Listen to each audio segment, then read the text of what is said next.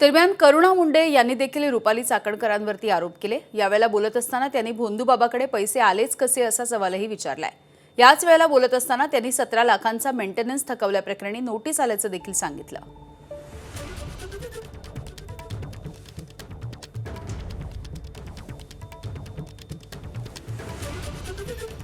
करुणा मुंडे आपल्या सोबत आहेत। गेले 3 वर्षापासून मी प्रयत्न करत होती 2023 मध्ये, पण मी महाराष्ट्र राज्य महिला आयोग रेखा शर्माकडे मी गेली होती आणि त्यांना पण मी निवेदन दिला होता, सीएम साहेबाला दिला होता आणि महाराष्ट्र राज्यामध्ये आणि कुठेही ज्यावेळे मला न्याय नाही भेटला तुम्ही न्यायालयीन लढाई सुरू केली। 2025 मध्ये मी न्यायालयीन लढाई सुरू केली आणि आज आपल्याला याच्यामध्ये यश भेटलेलं आहे। भलेही कोर्टाकडून नाही आणि कोर्टाकडून आम्हाला पण भेटणार होता, क्योंकि जे आहे त्यांचा कार्यकाल पण संपला होता, पण हे राजकारणी लोक जे करे ते कम आहे।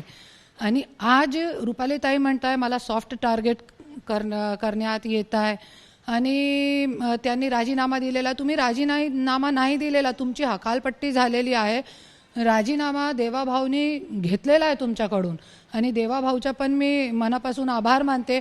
असंच जरी चांगली पद्धतीने काम केला तो महाराष्ट्रामध्ये अगोदर करायला पाहिजे होता, पण इतका मोठा सेक्स स्कॅन्डल निघाल्यानंतर तुम्ही जरी राजीनामा घेतो ते चुकीचं पण आहे।